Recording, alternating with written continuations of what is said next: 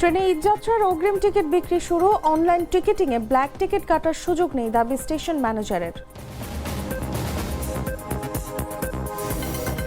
লক্ষ্যবস্তুতে একের পর এক রকেট বিস্ফোরণ। বাহরাইনে মার্কিন বিমান ঘাঁটি ধ্বংসের দাবি ইরানের।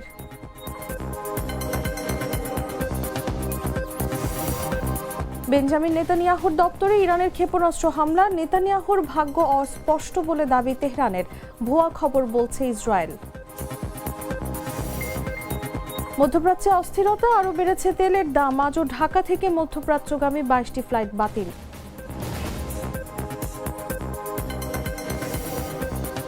এবং যুদ্ধের কারণে দেশে ফিরতে দেরি। বিশেষ ব্যবস্থায় মুশফিকের ঘরে ফেরার খবর নিশ্চিত করলেন তার স্ত্রী।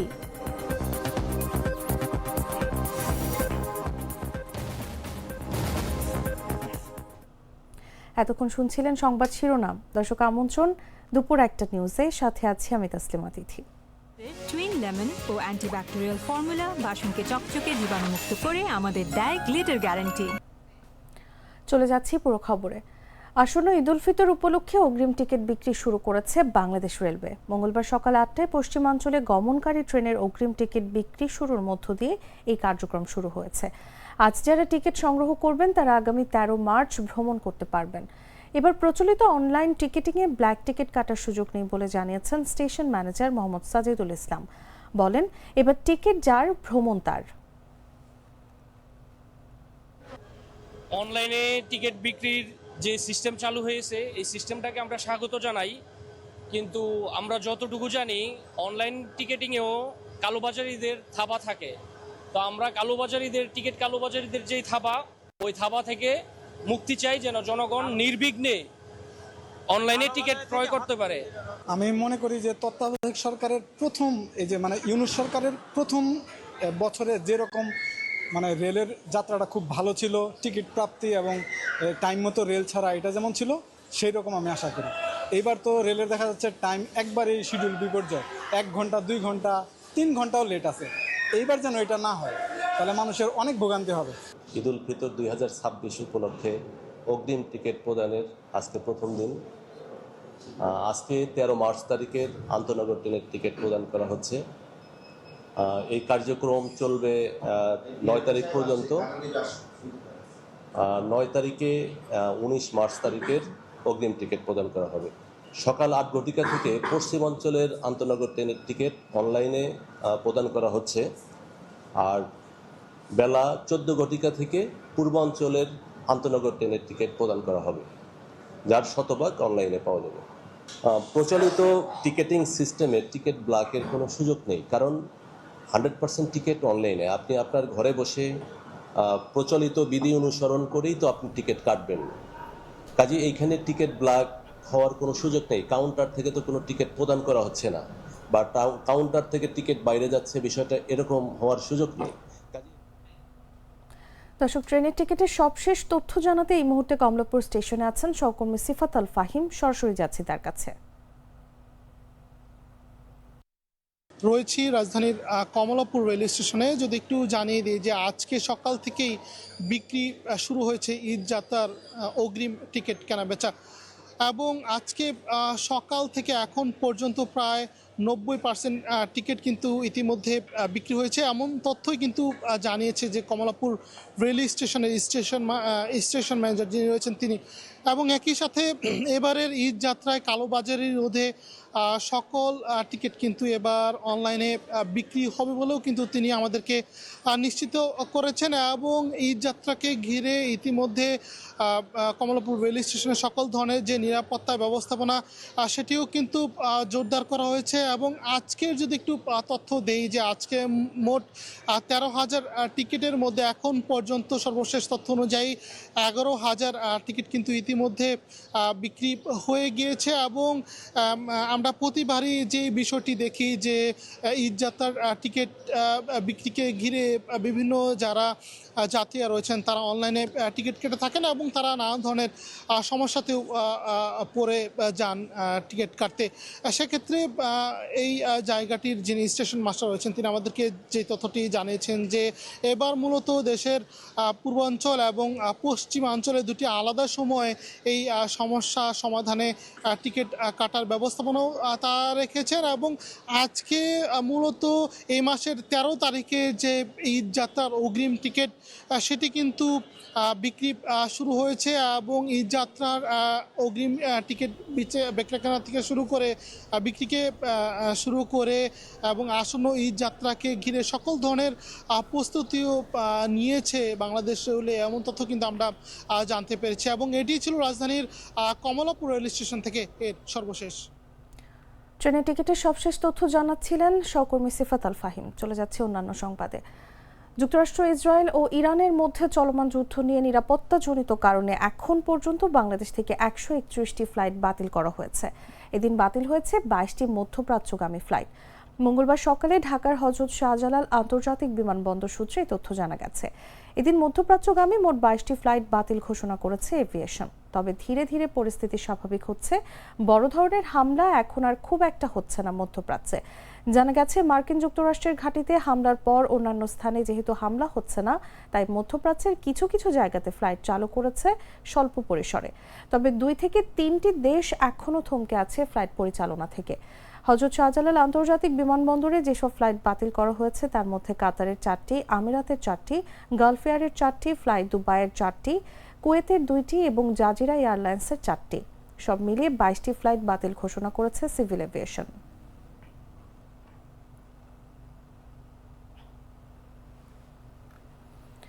চট্টগ্রামের সীতাকুণ্ডে দুর্গম পাহাড়ি এলাকায় শ্বাসনালী কাটা সেই 7 বছরের শিশু জান্নাতুল নিশা ইরা মারা গেছে। 3 দিন হাসপাতালে চিকিৎসাধীন থাকা অবস্থায় মঙ্গলবার ভোর 4:30টার দিকে সে মারা যায়। রোববার রাতে চট্টগ্রাম মেডিকেল কলেজ হাসপাতালে শিশুটির গলায় অস্ত্রোপচার করা হয়। সোমবার শিশুটিকে ওয়ান স্টপ ক্রাইসিস সেলে নেওয়া হয়, সেখানে চিকিৎসাধীন অবস্থায় মারা যায় সে। এর আগে রোববার সকালে সীতাকুণ্ড পৌর সদরের বোটানিক্যাল গার্ডেন ও ইকো পার্কের ভেতরে দুর্গম পাহাড়ি এলাকা থেকে ওই শিশুকে উদ্ধার করা হয়। ইকো পার্কের ভেতরে চন্দ্রনাথ মন্দির সড়ক সংস্কারের কাজে নিয়োজিত শ্রমিকরা শিশুটিকে উদ্ধার করেন। প্রথমে শিশুটিকে সীতাকুণ্ড উপজেলা স্বাস্থ্য কমপ্লেক্স ও পরে চট্টগ্রাম মেডিকেল কলেজ হাসপাতালে ভর্তি করা হয়। পুলিশ জানায়, শিশুটিকে গলা কেটে হত্যা করা হয়েছিল। তবে কে বা কারা এই ঘটনা ঘটাতে চেয়েছিল তা তাৎক্ষণিক জানাতে পারেনি পুলিশ। আমরা কাজ করতেছিলাম, কাজ করার সময় এসকেলেটর ওই মেয়েটা আসি গলা কাটা অবস্থায়, আহত অবস্থায় এসকেলেটর ড্রাইভার সামনে আসি দাঁড়াইছিল। এখন দাঁড়ানোর পর ওই এসকেলেটর ড্রাইভারটা আমাদেরকে ডাক দিছিল, আমরা 3 জনকে ডাক দেওয়ার পরে তারপর আমরা যাওয়া দেখি কি ওই মেয়েটার গলা দিয়ে রক্ত পড়তেছে, আর কথা বলতে চাচ্ছি কিন্তু কি কথা বাইরে হচ্ছে না, গলা দিয়ে বাতাস বাইরে হচ্ছে। তারপর আমরা তাড়াতাড়ি করে এখানে আমাদের বালুর গাড়ি ছিল, ওই ট্রাকে করে নিয়ে গেছি হসপিটাল থেকে ওখান থেকে তারপর চকবাজার নিয়ে গেছি। চকবাজার থেকে ওখানে ওদের পরিবার ছিল, পরিবার হাতে তুলে দিই, তারপর আমরা এখানে থানায় চলে আসি। হঠাৎ করে দেখে মেয়েটা উপর থেকে হাঁটি আসতেছে, দেখি মাথার দিকে রক্ত, গলার দিকে রক্ত, পুরো শরীর রক্ত। আমি হচ্ছে মাথা টাথা ফাটছে, পুরো শরীর রক্ত এরকম ভরছে।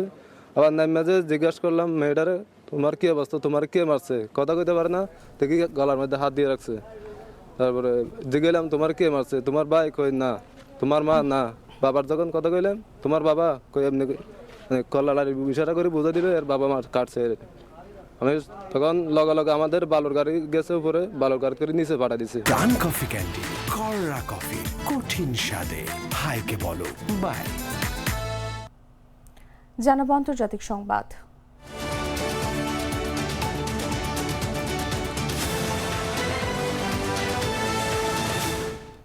ইরানের হামলায় বাহরাইনে যুক্তরাষ্ট্রের একটি বিমান ঘাঁটি ধ্বংস হয়েছে বলে দাবি করেছে ইরানি গণমাধ্যম।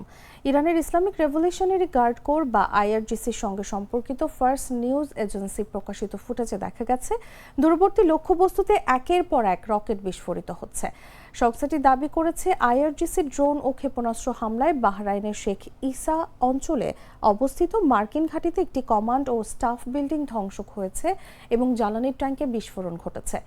ঘটনা সম্পর্কে যুক্তরাষ্ট্র এখনো কোনো মন্তব্য করেনি। এর আগে বাহরাইনে যুক্তরাষ্ট্র পরিচালিত একটি নৌঘাঁটি থেকে ধোঁয়া উঠতে দেখা গেছে।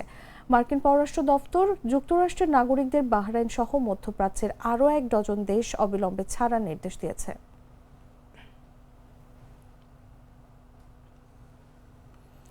ইরানের ক্ষেপণাস্ত্র হামলার পর ইসরায়েলের প্রধানমন্ত্রী বেঞ্জামিন নেতানিয়াহুর নিরাপত্তা নিয়ে গুজব ছড়িয়েছে। যদিও একটি ভিডিও বার্তায় ইরানের সামরিক মুখপাত্র নেতানিয়াহুর কার্যালয় ও ইসরায়েলি বিমান বাহিনীর প্রধানের বাসভবনে আঘাত হবার দাবি করেছেন, ইসরায়েলি কর্তৃপক্ষ তা ভুয়া খবর হিসেবে উড়িয়ে দিয়েছে। তাদের দাবি নেতানিয়াহু নিরাপদ আছেন এবং তিনি বেইত শেমেশে ক্ষেপণাস্ত্র হামলার স্থান পরিদর্শন করেছেন। মারা গেছেন ইসরায়েলের প্রধানমন্ত্রী বেঞ্জামিন নেতানিয়াহু। ইসরায়েলের প্রধানমন্ত্রী দপ্তরে ইরানের ক্ষেপণাস্ত্র হামলার পর এমন গুঞ্জন উঠেছে। ইরান নেতানিয়াহুর ভাগ্য অস্পষ্ট বলে দাবি করলেও এই দাবিকে ভুয়া খবর বলে উড়িয়ে দিয়েছে ইসরায়েলি প্রধানমন্ত্রী দপ্তর। সোমবার আধা সরকারি ফার্স বার্তা সংস্থার প্রচারিত এক ভিডিও বার্তায় ইরানের এক সামরিক মুখপাত্র দাবি করেন, খাইবার ক্ষেপণাস্ত্র দিয়ে আকস্মিক হামলায় নেতানিয়াহুর কার্যালয় এবং ইসরায়েলি বিমান বাহিনীর প্রধান তোমের বারের বাসভবনে আঘাত হানা হয়েছে। তবে জেরুজালেমে বিমান হামলার সতর্ক সংকেত বেজে উঠলেও সেখানে কোনো ক্ষেপণাস্ত্র আঘাত হানার খবর পাওয়া যায়নি বলে দাবি করেছে ইসরায়েলি সংবাদ মাধ্যম টাইমস অব ইসরায়েল।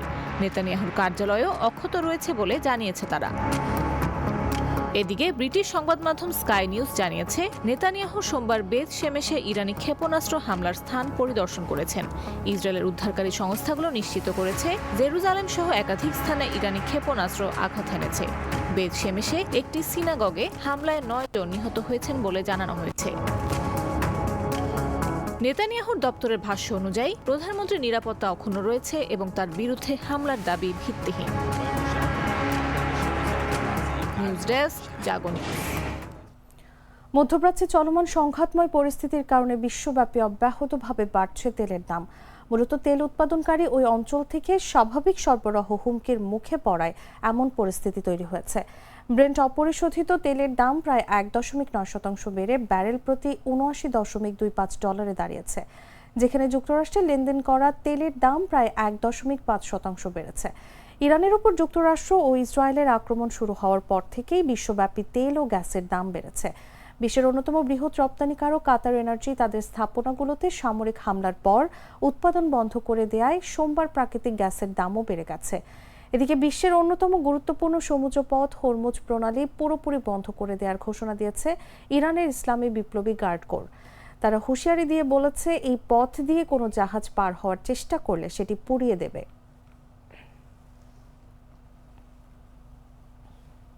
সাধারণ খাবার এখন হবে অসাধারণ। প্রাণ স্বাদের মশলা, স্বাদ বাড়ায়, ঘ্রাণ ছড়ায়। সংবাদ শেষ করব খেলার খবর জানিয়ে।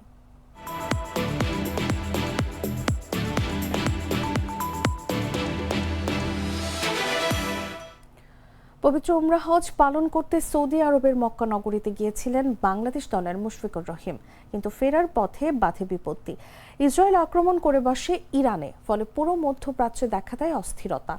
ফলে দেশে ফিরতে চেয়েও ফেরা হয়নি তার। জেদ্দা থেকে দুবাই হয়ে দেশে ফেরার কথা ছিল মুশফিকের, কিন্তু গত 28 ফেব্রুয়ারি রওনা হয়েও যুদ্ধের কারণে আবারও জেদ্দায় ফেরত আসেন তিনি। এক ফেসবুক পোস্টে সেটি নিজেই নিশ্চিত করেন বাংলাদেশ দলের এই অভিজ্ঞ ক্রিকেটার। এর আগেই জানা গেছে বিশেষ ব্যবস্থায় দেশে ফিরছেন মুশফিকুর রহিম। অবশেষে নিরাপদে বাসায় পৌঁছালেন তিনি। এক ফেসবুক পোস্টে তা নিশ্চিত করেছেন মুশফিকের সহধর্মিণী জান্নাতুল কিফায়েত মন্ডি। তিনি লেখেন, মুশফিক নিরাপদে বাসায় ফিরে এসেছে। যারা আমার খোঁজ খবর নিয়েছেন এবং আমাকে মানসিক সমর্থন দিয়েছেন, সকল আপনজনকে অসংখ্য ধন্যবাদ। চলমান যুদ্ধ পরিস্থিতি নিয়েও উদ্বেগ প্রকাশ করে সবকিছু শান্ত হওয়ার দোয়াও করেছেন মুশফিকের স্ত্রী।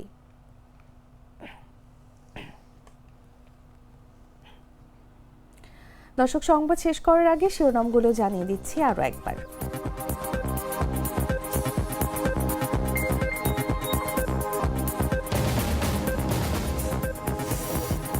ট্রেনে ঈদযাত্রার অগ্রিম টিকিট বিক্রি শুরু। অনলাইন টিকিটিংয়ে ব্ল্যাক টিকিট কাটার সুযোগ নেই, দাবি স্টেশন ম্যানেজারের।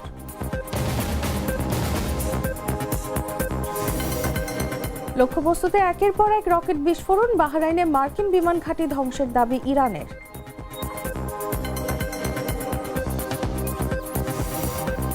বেঞ্জামিন নেতানিয়াহুর দপ্তরে ইরানের ক্ষেপণাস্ত্র হামলা। নেতানিয়াহুর ভাগ্য অস্পষ্ট বলে দাবি তেহরানের। ভুয়া খবর বলছে ইসরায়েল। মধ্যপ্রাচ্যে অস্থিরতা, আরও বেড়েছে তেলের দাম। আজও ঢাকা থেকে মধ্যপ্রাচ্যগামী 22টি ফ্লাইট বাতিল।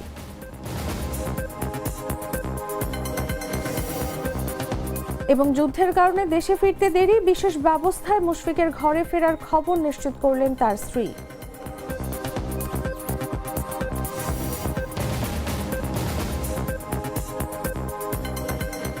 দর্শক, এই ছিল এখনকার মতো। এরপর দেখবেন দুপুর 3টা নিউজ। প্রতি মুহূর্তে সর্বশেষ খবর জানতে ভিজিট করুন jagonews24.com।